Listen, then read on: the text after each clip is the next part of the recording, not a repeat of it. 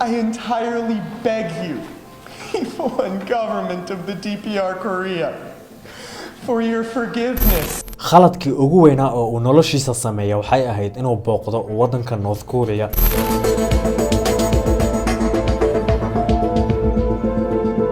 shan iyo toban sano oo xabsi ah ayay ku xukumeen.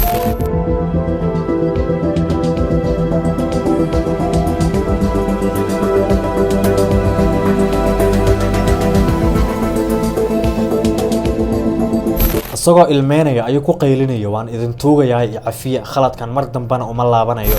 Please, I have made the worst mistake of my life. maxaa ku dhacay wiilkan muxuu sameeyay? I committed my crime of taking out the important political slogan from the staff-only area of the Yangakdo International Hotel, aimed at harming the work ethic and the motivation of the Korean people. وعبدالغفار جماديد oo idilna meel walba u joogtaan soo dhawaada waxaan muuqaalkeena kaga hadlaynaa maanta qisada wiilkan lagu magacaabo Otto. wiilkan wuxuu u dhashay oo ka soo jeedaa waddanka Mareykanka. hooyadii iyo aabihiina wuxuu u ahaa wiilka kaliya oo ay dhaleen oo ay ifka ka haystaan. waqtigii uu ka qalin jabiyay college-ka waxa uu ka mid noqday ardadii kaalmaha ugu horeysa ka galay. Together as Wyoming High School's class of 2013. Tomorrow morning, we will all belong to another class, another job, or another city. waxa uuna ahaa wiil aad u firfircoon oo ay jecel yihiin dhammaan ardayda iyo macallimiinta. waxbarashadiisa kadibna shaqo ayuu helay oo waxa uu noqday qof isku filan, waalidiintiisana ku filan. laakiin maalin maalmaha ka mid ah wiilkan waxa uu ku fakaray inuu dalxiis u aado waddanka North Korea. waddankaas oo aad wada taqaanaan waxa uu yahay iyo keligii taliyaha halista ah oo gacanta ugu jira waddankaas Kim Jong Un.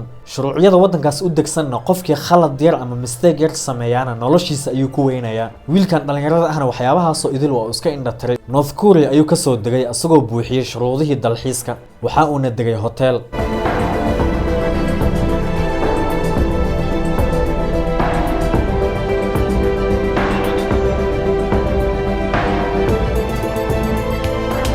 hotelka uu deganaa ayuu ka dhaxlay board ay ku qoran yihiin erayo North Korean ah oo uusan fahmayn macnahooda. boardkii yara ayuu soo qaatay waxa uuna gashtay boorsadiisa asagoo ay ka ahayd boardkan wax macno ah ma lahan ee iska qaado marka dib ugu laabata asxaabtaada tus. laakiin ma uusan ogeyn waxa duubaysay CCTV camera waqtiga uu qaadanaya boardkaas.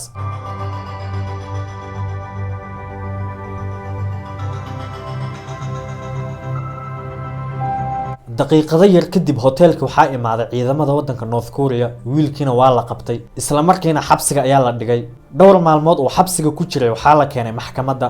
wiilkan waxa ku noqotay la yaab iyo fajac. wax yar oo isdhahayo wax macno ah ma lahan ayaa waxa ku noqotay wax aad u weyn. maxkamadda ayuu ku ooyay waxa uu tugay in la cafiyo asagoo ku qaylinaya kuna celcelinaya hal mar oo kaliya iyo cafiya waddankayga ayaan ku laabanaya khaladkaana dib dambe uma sameyn doono. I entirely beg you, people and government of the DPR Korea, for your forgiveness. Please, I have made the worst mistake of my life.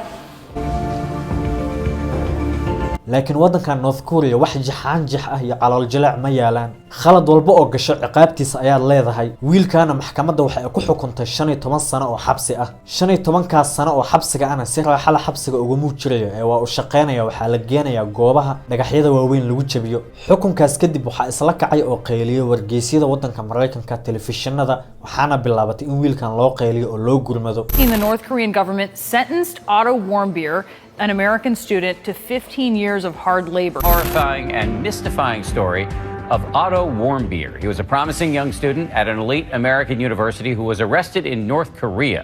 This is the action that may have cost this college junior his life. Then 21-year-old Otto Warmbier attempting to steal a propaganda poster from a hotel in North Korea. wiilkan waalidiintiisana waxay codsiyo u dirsadeen dawladda waddanka Mareykanka si wiilkooda loo badbaadiyo. dawladda waddanka Mareykankana waxa ay dalbatay codsiyo wiilkan lagu sii deynayay xitaa qaab diblomaasiyadeed in wiilkan lagu maxkamadeeyo waddanka Mareykanka meeshaasna uu ku qaato xabsigiisa. inta wada hadallada iyo waxaas oo dhan ay socotay waxay isla gaartay muddo 2 sano ah. Brutal regime and we'll be able to handle it.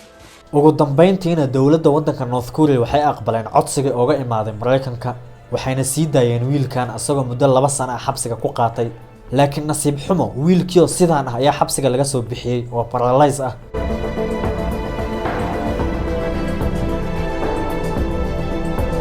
Mareykanka ayaa la keenay isla markiiba isbitaal ayaa la geeyay daqiiqado yar kadibna waa uu dhintay nolosha wiilkaana meeshaas ayay ku soo dhamaatay asagoo dalxiis u aaday wadanka North Korea waxa uu ka dhaxlay inuu naftiisa ku waayo wadanka North Korea ciyaar ma taalo oo waxa ka taliyo nin aanan naxaynin oo xitaa haday qoyskiisa khalad yar sameeyaan ciqaab ooga dhigay inuu dilo haddaba maanta qisadeena intaas ayay noogu egtahay muuqaalka like si dad badan u sii gaaro haddii aad nagu cusub tahayna soo dhawow waqtigaagana aad ayaad ugu mahadsan tahay